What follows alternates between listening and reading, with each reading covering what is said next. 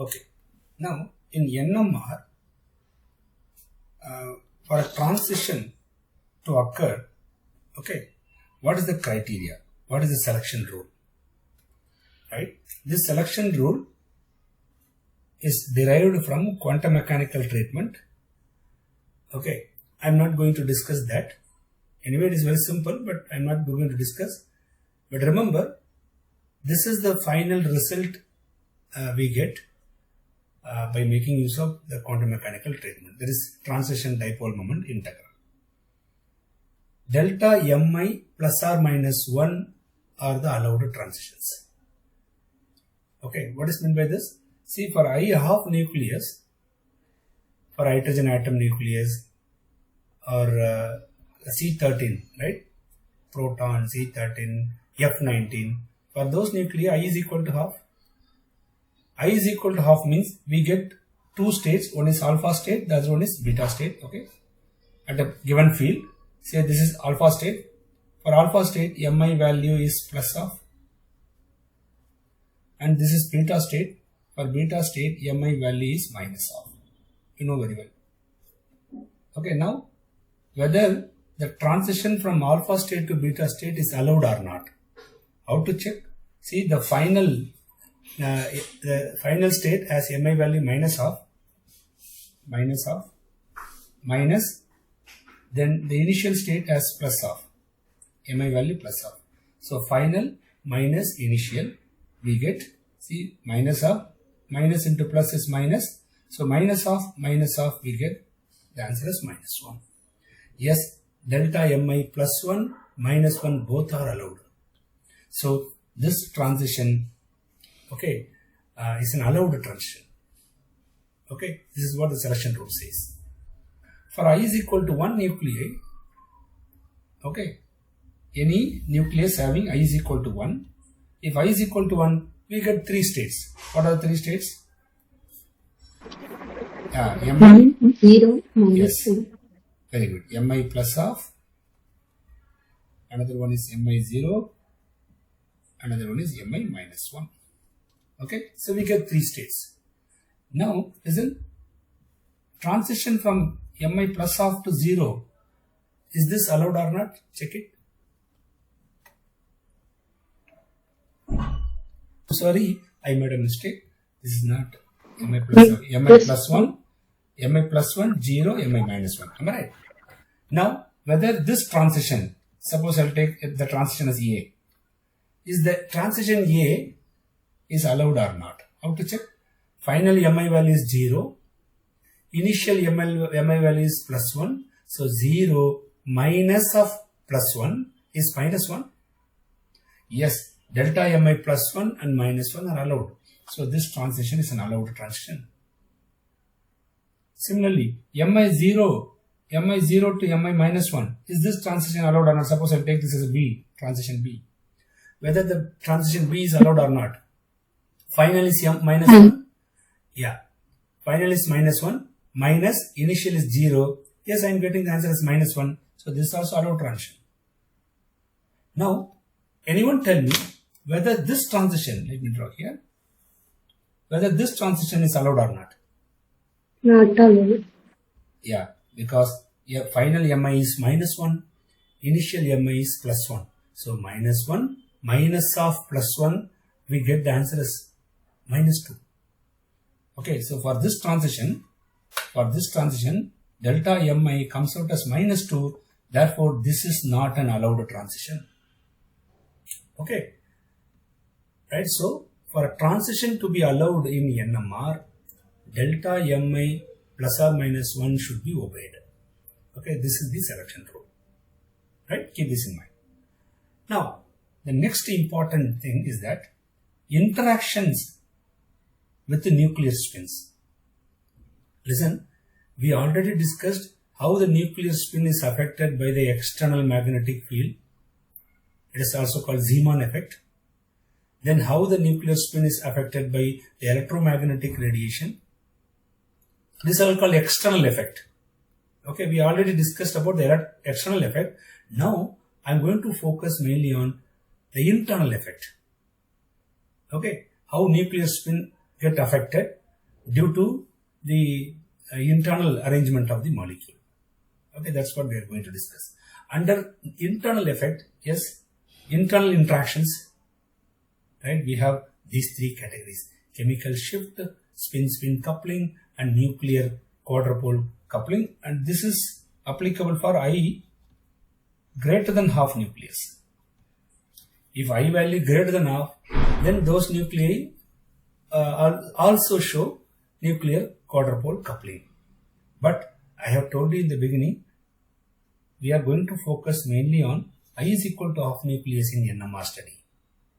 So we are going to focus mainly on these two parameters, chemical shift and spin-spin coupling. Okay. Yes. What is chemical shift? What is spin-spin coupling? We'll discuss. Before that, in chemical shift, listen, we classify chemical shift into two. One is called isotropic chemical shift. Isotropic chemical shift. The other one is anisotropic chemical shift. Isotropic and anisotropic. Listen, sometimes we say this chemical shift, the anisotropic chemical shift as the anisotropic chemical shift is sometimes called as orientational effect. Okay, this is chemical shift due to orientation of the molecule. Okay, so I will write this is orientational chemical shift. Listen, when the molecule, right, when we turn the molecule, right, in the external magnetic field, what will happen for different orientation? Okay, different interactions of the nucleus spins takes place. Right? It is called orientational interaction. Right? Let me write, instead of chemical shift, I'll write orientational interaction. Okay. Orientational interaction can be studied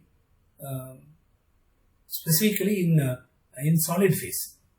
If you take NMR of solids in the solid state, yes, we can study the orientational interactions.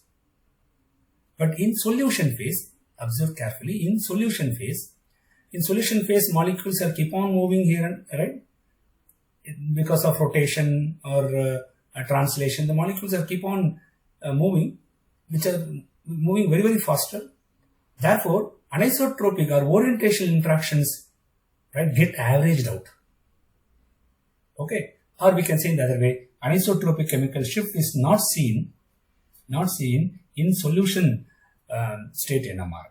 Right? If you take NMR in solution state, this anisotropy chemical shift does not appear. Okay, this orientational interaction exists only when the molecule is in the solid state. In solution phase, the molecules keep on moving, right? Because of faster rotation, faster translation, right? All orientations, right? All orientations are equally probable, right? And all orientations, the molecule takes all orientation in fraction of seconds. Okay, therefore we get only the average chemical shift. We never get anisotropic. This average chemical shift, right? It is also sometimes called as isotropic chemical shift. Isotropic chemical shift. So, in chemistry, we are going to focus. We take NMR of many compound in solution phase. Okay, so in solution phase, this anisotropic chemical shift never come at all. So we are going to focus on isotropic chemical shift only. Okay, we'll discuss that. Then, spin-spin coupling. Listen, spin of one nuclei and spin of the other nuclei couple. Because of this coupling, what will happen? The signal, right, splitted into many.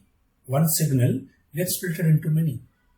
Okay, in spin-spin coupling, we have actually two types of coupling. One is called scalar coupling. The other one is called dipolar coupling.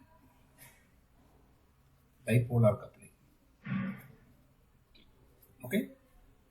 Scalar coupling is also called as J coupling. J coupling. Right. So in spin coupling we have two: scalar coupling and dipolar coupling. The scalar coupling arises, right, due to the coupling of two nuclei, right, which are connected through covalent bonds. So scalar coupling occurs through covalent bonds. Through covalent bonds. Okay. If two nuclei are connected through one covalent bond or two covalent bond, okay, or three covalent bond, then there exists some interaction between the two nuclei, and that interaction is called scalar coupling. What is dipolar coupling? Listen, if one nucleus and another nucleus, through bonds they are connected with a long distance, but spatially through space they come closer and they interact. Okay, suppose let me draw a molecule like this. Say we have so many bonds, and I have an hydrogen here and I have another hydrogen here. See, between this hydrogen nucleus and this hydrogen nucleus, there are so many bonds available. There are so many bonds, but spatially the two hydrogen comes closer.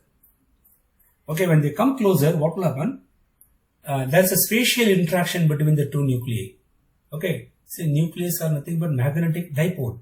So this is one magnetic dipole, this is another magnetic dipole. So the two dipoles comes closer through space. In space, right? They come closer in space and they interact. And this coupling is called dipolar coupling. Observe carefully, for dipolar coupling also, okay, the orientation should be fixed. Suppose if the molecule in solution phase, the molecule keep on, right, the two hydrogen may come closer, they may go away. So the distance between the two hydrogen keep on changing. Therefore, the dipolar coupling also absent in solution state NMR spectrum. So if you take NMR spectrum in solution state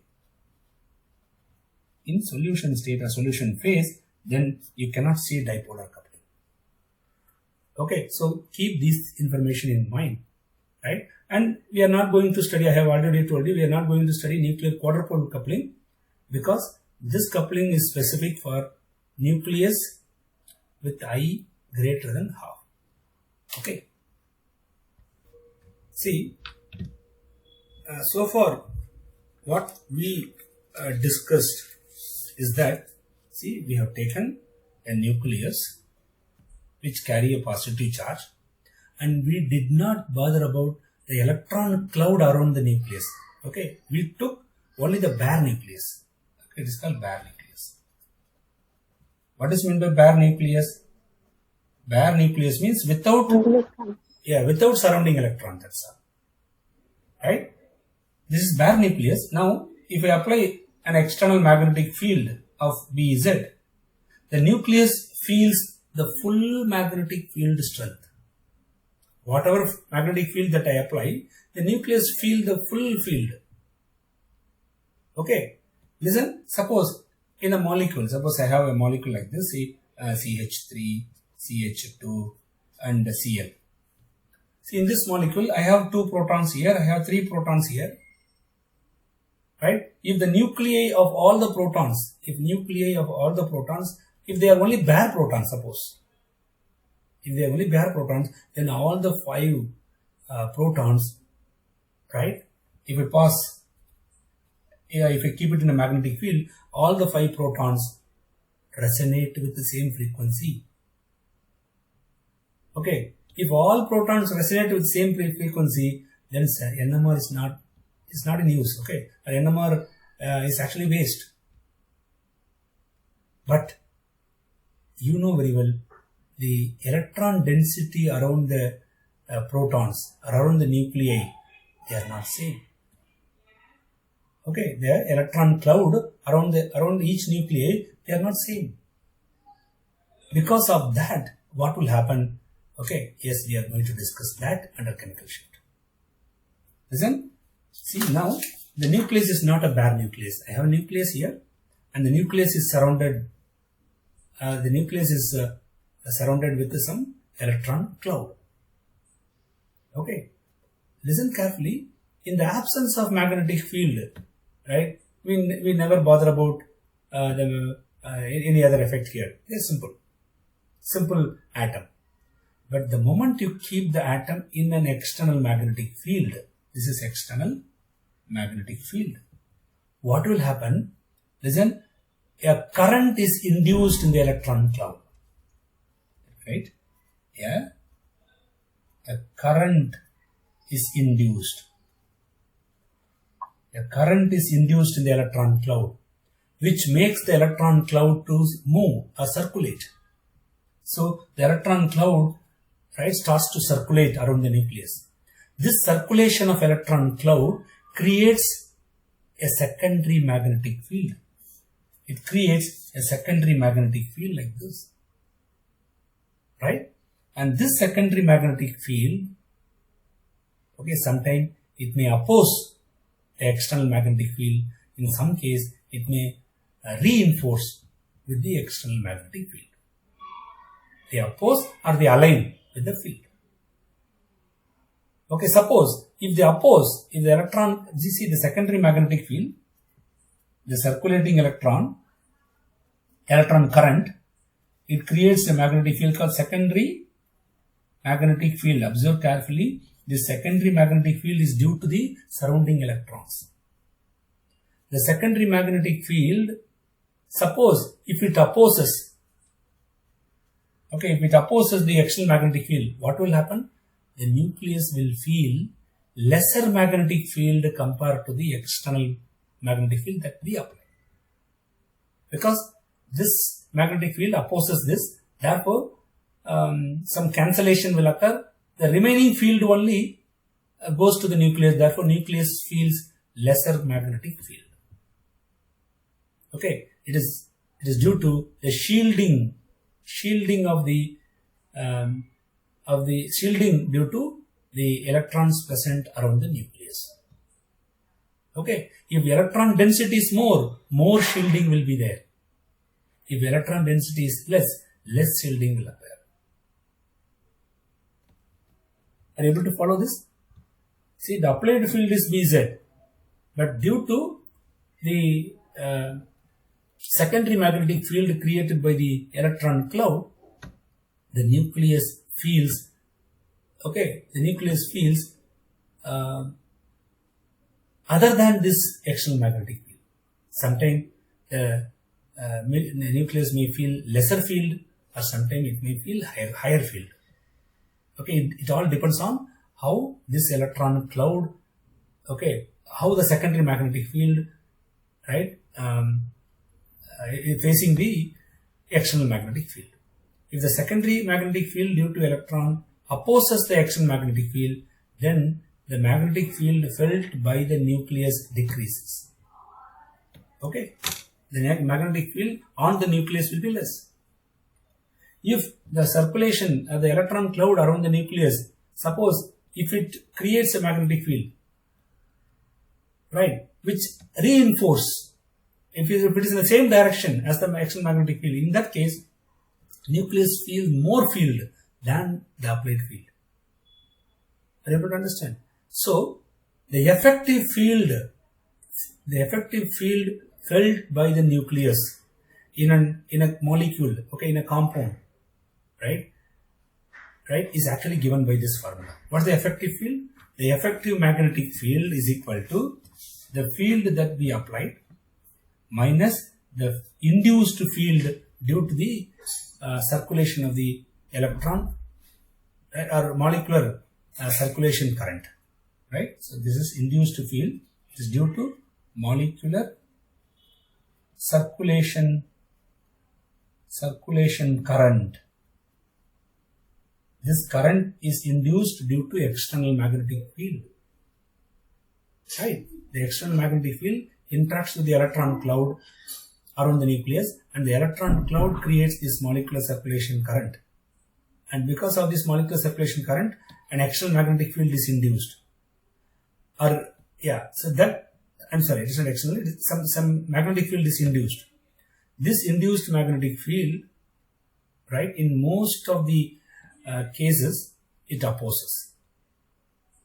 Okay, very specifically in sigma bonded cases, it opposes. Therefore, the effective field felt by the nucleus is lesser than Bz. How much it is lesser? Bz minus B induced. Okay. Now, this B induced magnetic field, it is actually directly proportional to the field that we apply. If you apply more field, more induced field is generated. Okay, see, if we increase this field, okay, automatically the secondary magnetic field also will increase. It is directly proportional, right? If I equate this, we should introduce a constant, and this constant is called sigma, right? It is also called shielding constant. What is sigma? Sigma is called shielding constant. Okay, now in the place of B induced magnetic field, we put this. If I put this, I'll get Bz minus sigma into Bz. Take Bz as common, we get effective magnetic field at the nucleus is equal to magnetic field that is applied into 1 minus sigma. Okay, this is the formula for effective magnetic field felt by the nucleus. Okay, and listen carefully. This sigma is called shielding constant. It can take either positive value or negative value. Okay, if sigma is positive, then the nucleus is shielded. Nucleus is shielded. What is meant by that? It means the surrounding electrons create a secondary magnetic field. That secondary magnetic field oppose the external magnetic field. We call this situation as shielding. Okay, that is electron cloud shield the nucleus from the external magnetic field. It's called shielding. If sigma is negative, yes, in some cases it may happen like this. If sigma is negative, then the nucleus is de-shielded. Nucleus de-shielded means, in that case, isn't the secondary magnetic field created by the surrounding electron, it is in the same direction as that of your external magnetic field. So, the nucleus, at the nucleus, the nucleus feels more field. The nucleus gets more field. Okay, so keep this point in mind. Sigma positive means nucleus is shielded. Sigma negative means nucleus is de-shielded. And this is the formula for effective magnetic field at the nucleus. Okay, now listen carefully. This is very, very important. See, we know very well h nu, right? H nu is equal to Gn beta n into Bz. We put Bz, Gn beta n Bz. This is for bare nucleus. For bare nucleus, h nu is equal to this. But in molecules, in chemical compounds, okay, the nucleus is not a bare nucleus. The nucleus is surrounded with electron cloud. So we should put the effective magnetic field at the nucleus. So h nu is equal to Gn beta n into effective magnetic field. What is effective magnetic field? It is equal to Bz into 1 minus sigma. Bz into 1 minus sigma. Okay, now observe this carefully. This is we discussed already. In the absence of magnetic field, when magnetic field is 0, the alpha spin state and beta spin state, this is with respect to proton nucleus. Okay, I am talking about H1. Right? For H1 NMR, for proton NMR, we get two spin state alpha and beta. In the absence of magnetic field, the two spin state have same energy. Observe carefully. Now, when you apply magnetic field, what will happen? The alpha state energy decreases, beta state energy keep on increases at a particular magnetic field, Bz. Suppose I am fixing some magnetic field. At this magnetic field, we get a gap. We get a gap between alpha and beta, and that is represented as delta E. Okay, this is with respect to bare nucleus. For bare nucleus, I'll get some gap. Suppose if the nucleus is surrounded by electron and the electron is shielded the nucleus, okay, the electron oppose. Observe carefully. The nucleus is surrounded by electrons and the electrons create a secondary magnetic field. Suppose if the secondary magnetic field opposes the external magnetic field. Okay, secondary magnetic field opposes the external magnetic field. It is called shielded. the nucleus is shielded. Okay, if the nucleus is shielded, listen carefully, if nucleus is shielded, which means sigma is positive here. Okay, and remember, sigma values are very slow, very small. It is in the order of 10 power minus 5 for protons. For protons, the sigma value is of the order of 10 power minus 5. It is very small. But anyway, that small number we have to subtract from 1. If you subtract from 1, so this value or the gap, delta E, this is nothing but delta E. The gap actually decreases. For bare proton, the gap is large. If the proton, the nucleus of the proton, if it is surrounded by electron, and if the electron cloud opposes, if the secondary magnetic field due to the electron cloud, if it opposes the external magnetic field, it is called shielded. When the nucleus is shielded due to the electron cloud, then what will happen? Then what will happen is that the gap get decreased. Okay, the delta E value becomes small. Okay, if delta E prime is small, which means the frequency, right, for this gap is small compared to the frequency for the bare nucleus. Okay, so this is the point you should keep in mind. So, due to the shielded nucleus, the gap get reduced, the gap between alpha state and beta state get reduced. Okay, but the nucleus resonance, okay, or the resonating frequency of the nucleus, okay, is possible only when this gap is achieved. But due to the electron cloud, the gap is reduced now. To increase the gap, we should increase the magnetic field strength. Because Gn, beta n and these quantities are fixed values. You cannot change it.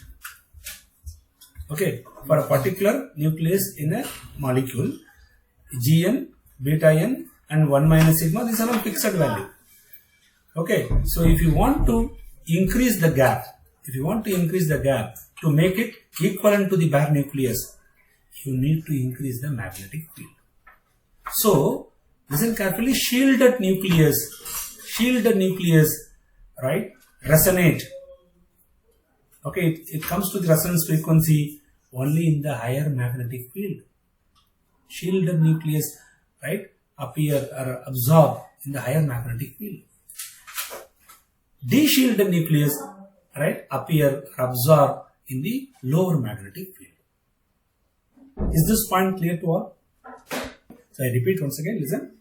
So this is the gap for the bare nucleus at a fixed magnetic field Bz, at some magnetic field Bz.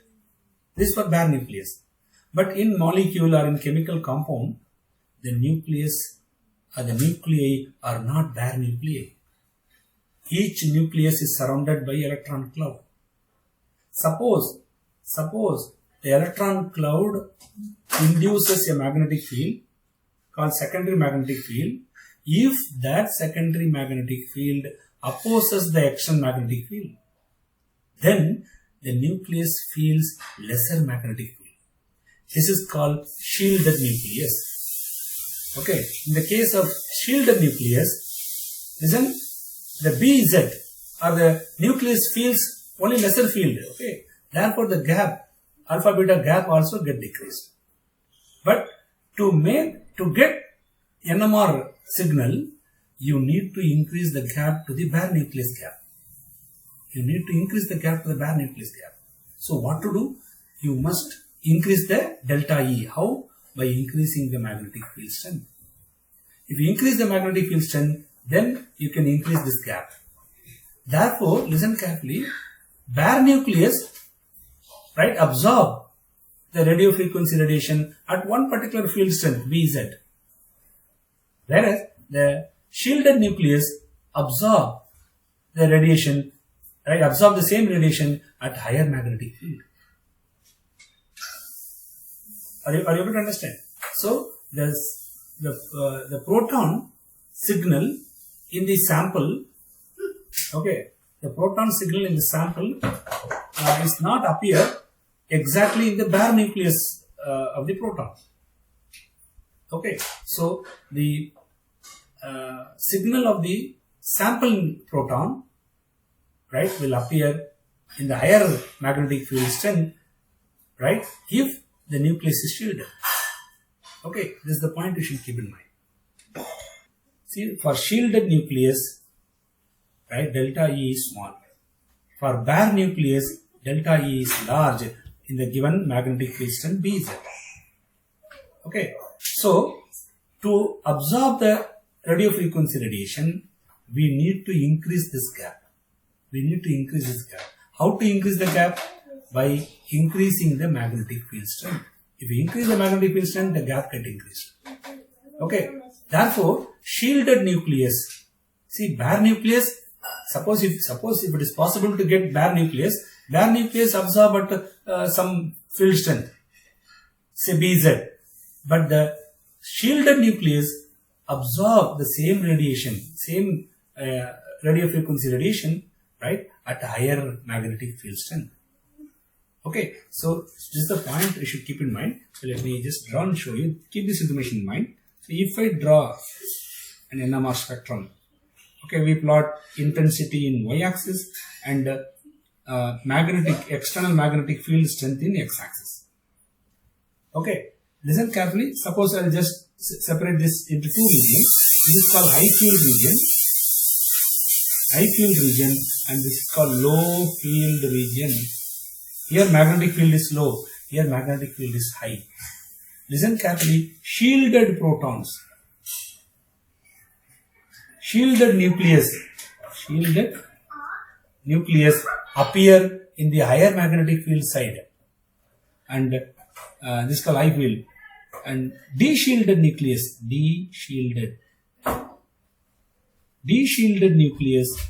right, they absorb the radio frequency radiation in the lower field, lower external magnetic field. Okay, so this point is very, very important. Keep it in mind. Okay, now listen carefully. Suppose if I have a bare nucleus, and the nucleus of the same nucleus with electron cloud in the chemical compound. If the two values are available, then I can find what is the difference between these two, which we call as chemical shift. But getting bare nucleus is a tough task. Okay, so what we have to do, instead of taking a bare nucleus, we'll take some reference compound. Okay, and by making use of the reference compound, we define what is called chemical shift. Okay, so listen, let me go to the next page. Observe this carefully. It's very, very important. See, now I'll take some reference compound, standard reference compound. I'll take some reference compound.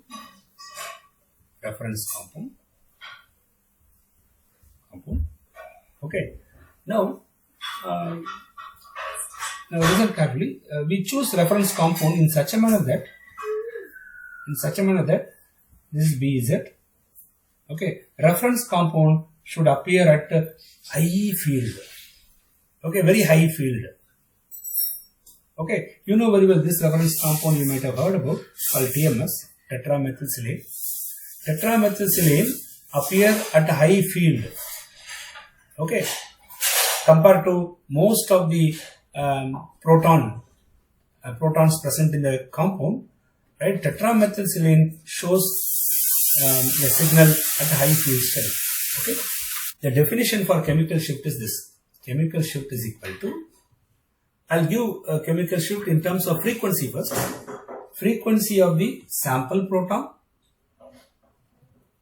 minus frequency of the reference proton divided by frequency of the spectrometer frequency into 10 to the power 6. Okay, into 10 to the power 6. If we use this formula, we will get chemical shift in ppm. Remember, ppm is parts per million. It is not a unit. Chemical shift has no unit. See, chemical shift has no unit. It is a dimensionless quantity. Okay, we can also calculate chemical shift using this formula, right? That is magnetic field strength of the reference compound minus magnetic field strength of the sample sample or the proton divided by magnetic field strength of the reference into 10 to the power 6. You can use this formula also to find the chemical shift. Okay, this also will give you the answer in ppm. This is in terms of magnetic field strength and this is in terms of frequency. You know very well how to convert magnetic field into frequency and all. Listen, let me write the formula here.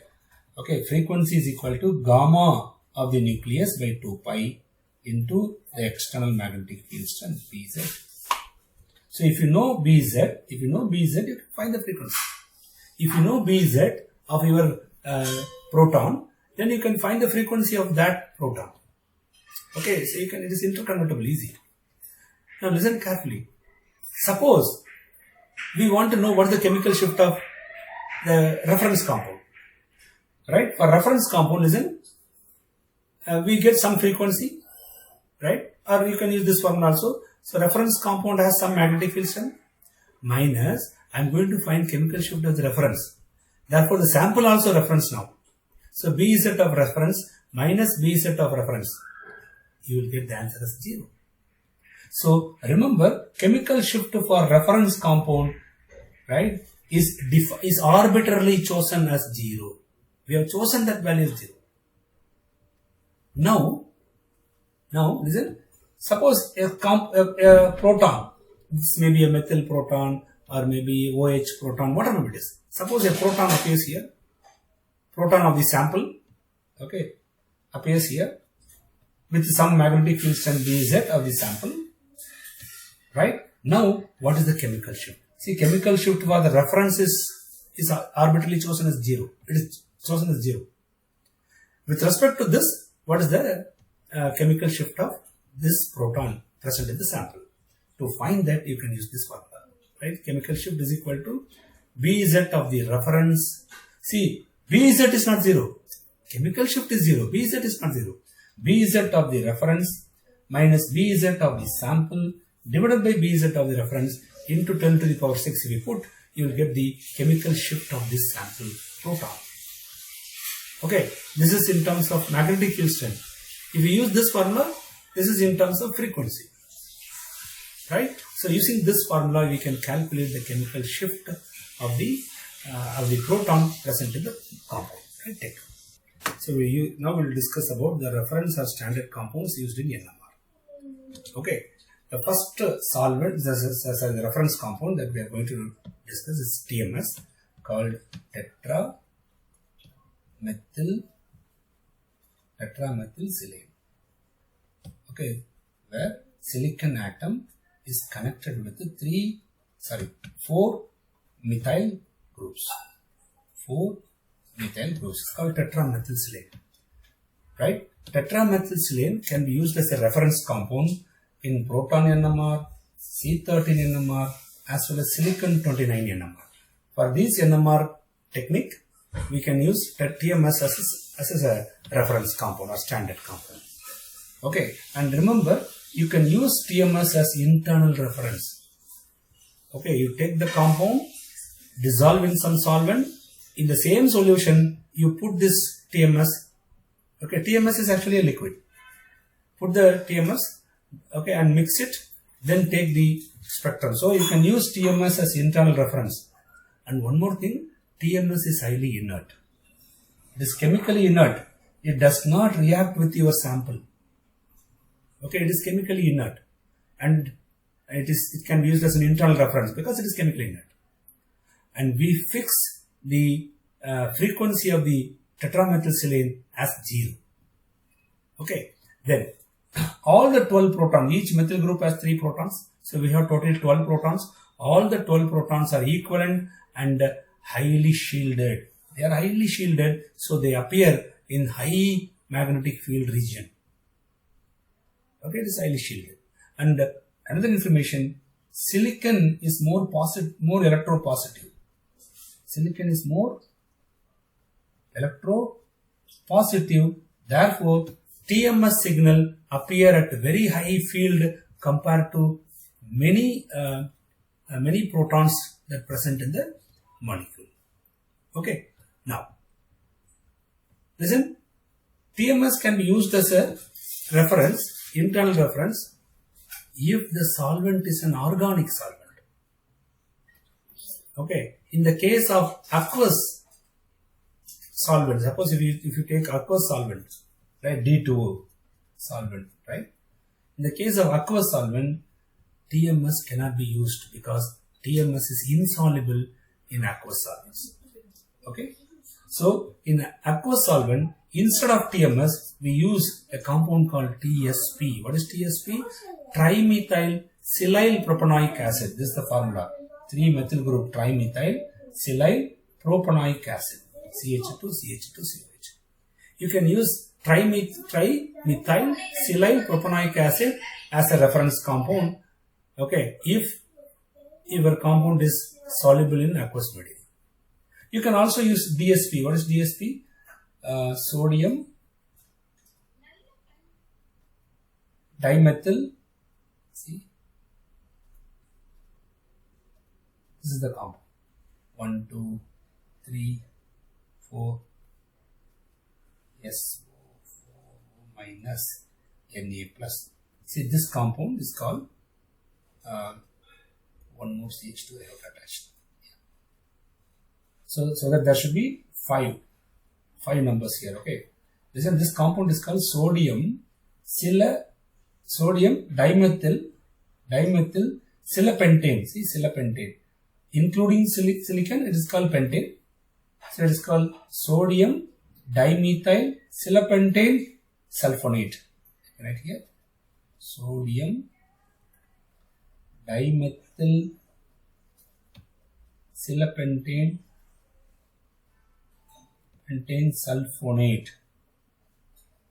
sulfonate. Okay. This compound is shortly called as DSP.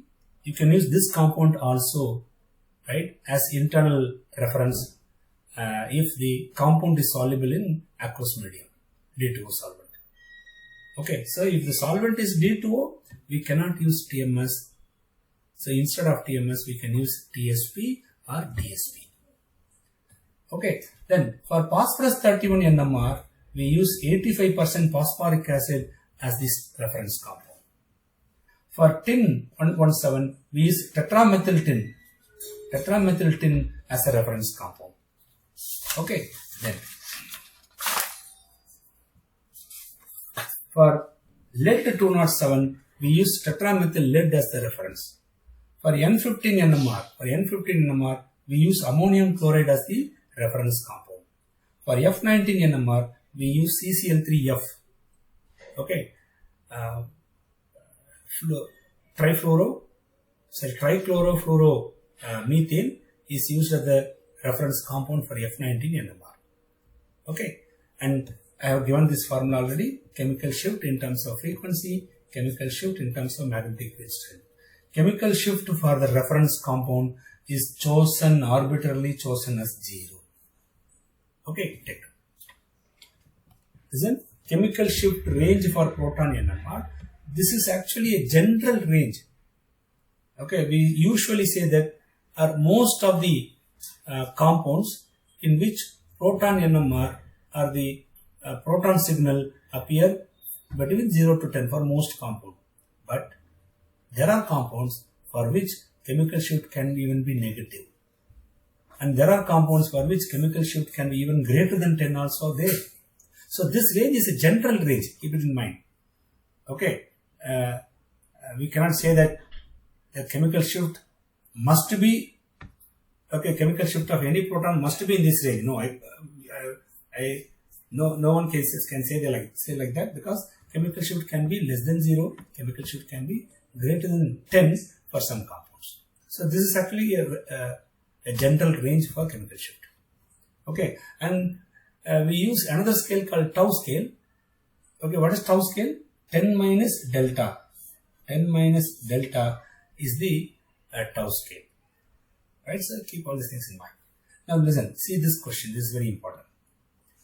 How to do chemical shift calculation? See, if the separation of the sample from the reference is 220 Hertz, see, the separation between reference and the sample is 220 Hertz.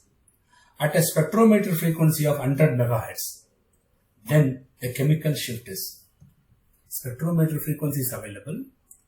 Then the sample frequency is separated from the reference. Okay, that separation is 220. Okay, you know very well chemical shift is equal to, chemical shift is equal to frequency of the sample minus frequency of the reference. Okay, divided by frequency of the spectrometer into 10 to the power 6. This is the formula. Now listen, the separation is given, meaning the difference is given. Separation of the sample from the reference means, okay, this difference is given. Right? See, for reference, the frequency is fixed as 0. Right?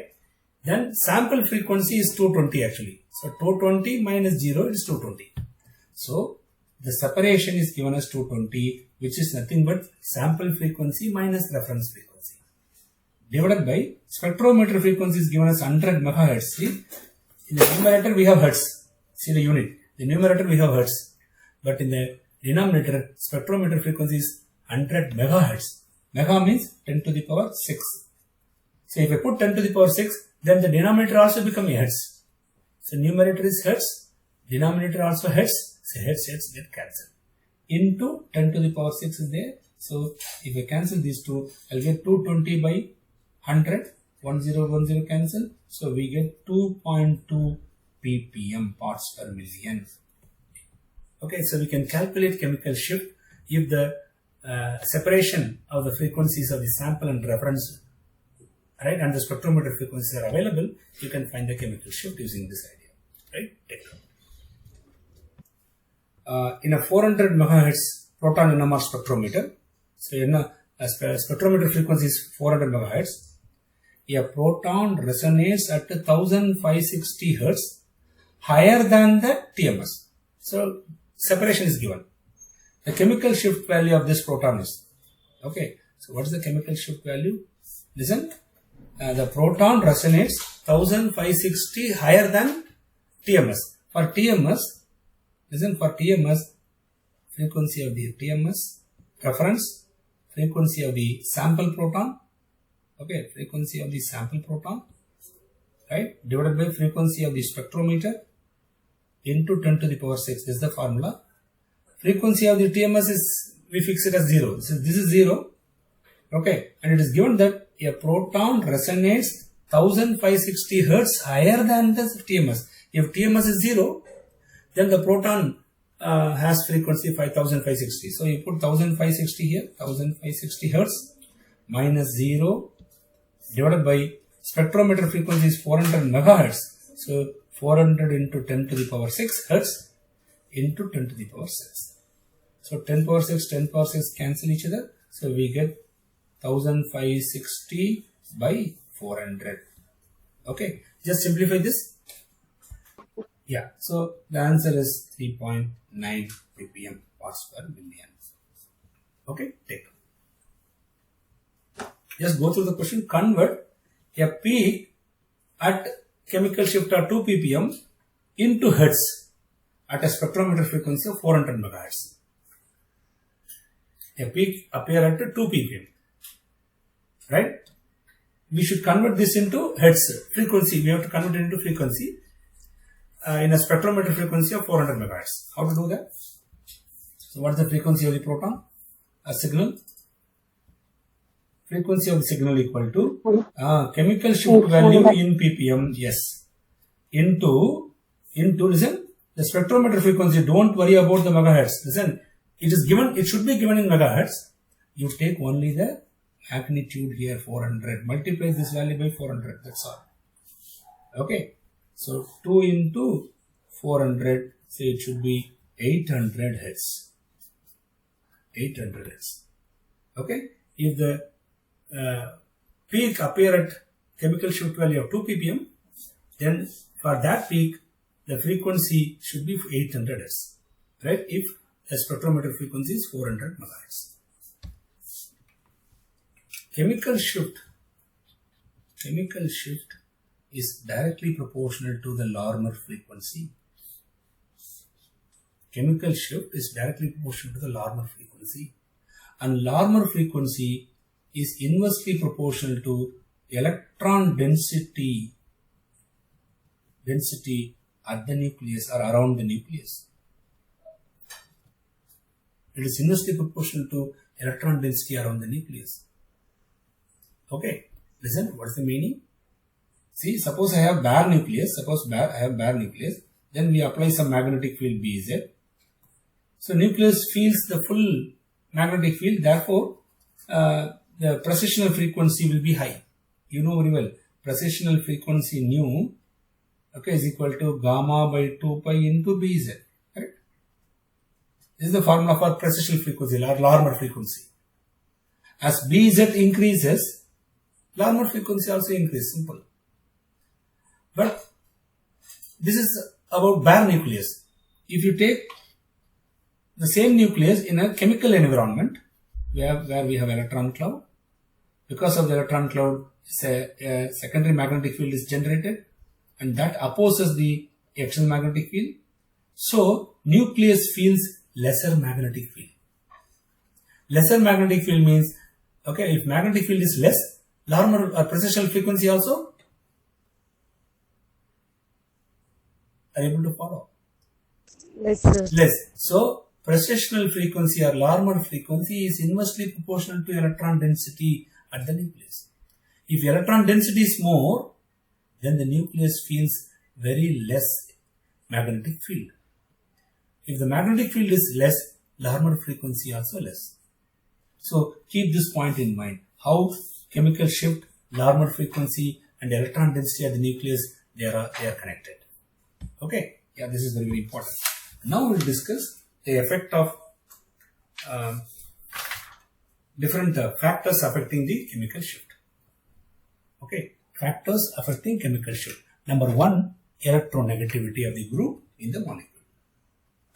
Okay, suppose we have some electronegativity group which is connected to a carbon. Then, due to the electronegativity effect, it pulls the electron density around the proton nucleus, around the nucleus. If electron density around the nucleus decreases, then what will happen? The Larmor frequency or precessional frequency will increase. See, electronegative group pulls the electron cloud. Therefore, electron cloud around the nucleus decreases. If electron cloud decreases, Larmor frequency will increase. If Larmor frequency increases, chemical shift will increase, because chemical shift is directly proportional to Larmor frequency. Right? See, I have given an example here: methyl fluoride, methyl chloride, methyl bromine, methyl iodide. Right? See, in all the four compounds, we are focusing on methyl protons. Okay. Here in methyl fluoride, I will take the methyl protons as A. Here I will take it as B. Here I will take it as C, and here it is D. Now, see, here methyl group is connected with the fluorine. Fluorine is more electronegative. It pulls the electron cloud, okay, through covalent bond. It pulls the electron cloud. Therefore, the electron cloud around the protons, around the nucleus of protons, decreases. If electron cloud decreases, Larmor frequency will increase. If Larmor frequency, chemical shift will increase.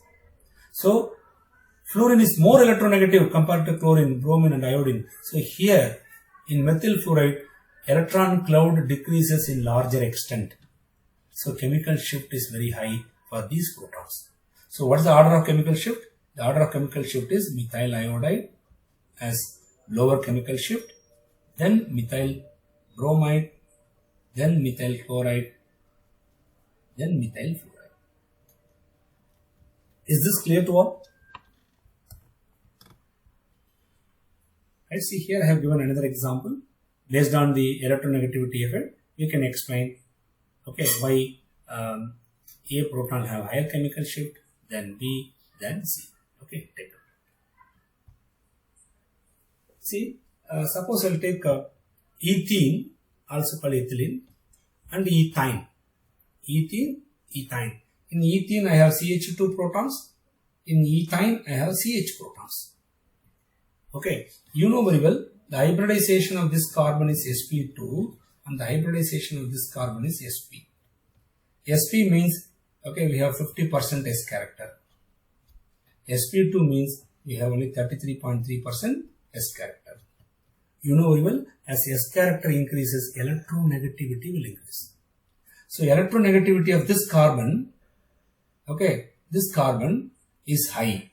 So what it will do? It pulls the electron cloud from the hydrogen nucleus, around the hydrogen nucleus. Therefore, the electron cloud decreases, Larmor frequency increase, chemical shift will increase.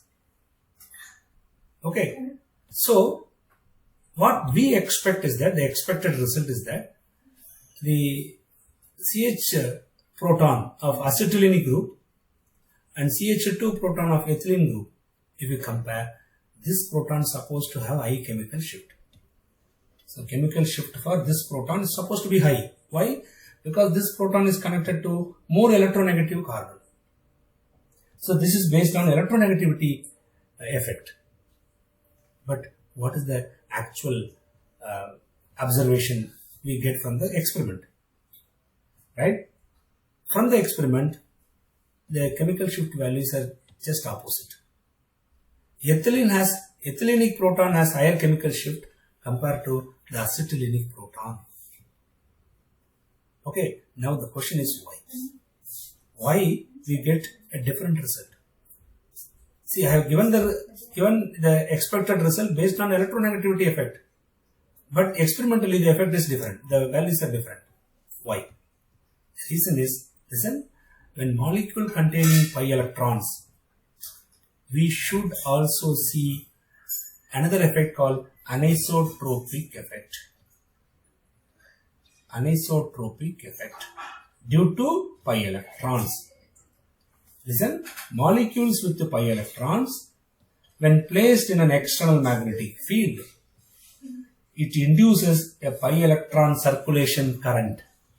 This current will induce a magnetic field called secondary magnetic field. It creates a secondary magnetic field. This secondary magnetic field is created by pi electrons. Keep this in mind. Pi electrons, right? This secondary magnetic field, listen, it is not uniform throughout the molecule. Meaning, suppose I have some molecule like this. Okay, the secondary magnetic field, right? In some region, it may oppose the external magnetic field. In some other region, it may reinforce with the external magnetic field. So, the region where the external magnetic field opposes the induced magnetic field, we call that region as diamagnetic region. Diamagnetic region. The region where the external magnetic field and the induced field, they are in the same direction. Okay, we call this region as paramagnetic region. Paramagnetic region. Okay, so we have paramagnetic region, we have diamagnetic region. Okay, due to this circulation of, or due to the secondary magnetic field. So, because of the secondary magnetic field, listen, some region which exists as diamagnetic region and some other region exists as paramagnetic region. They are not uniform. Okay, throughout the molecule, the effect is not uniform. It is different, right? That is the reason why this effect is called as anisotropic effect. Okay, this arises due to the pi electron circulation current. Okay, is this clear to all? See, the induced magnetic field in the molecule, it is not uniform. At some region, okay, we get paramagnetic type of interactions. At some other region, we get diamagnetic type of interaction. Paramagnetic type means, listen, paramagnetic type means de-shielded. De-shielded region. Diamagnetic region means shielded region. Shielded, de-shielded. Okay, now listen, how this happens. Listen, see, suppose you take ethene molecule and keep it in an external magnetic field, BZ. Now what will happen? This external magnetic field creates a circulation current in the pi electrons. So the pi electrons starts to circulate around the bonds. This circulation current, circulation of pi electron, creates a secondary magnetic field, and the secondary magnetic field, right, it goes like this.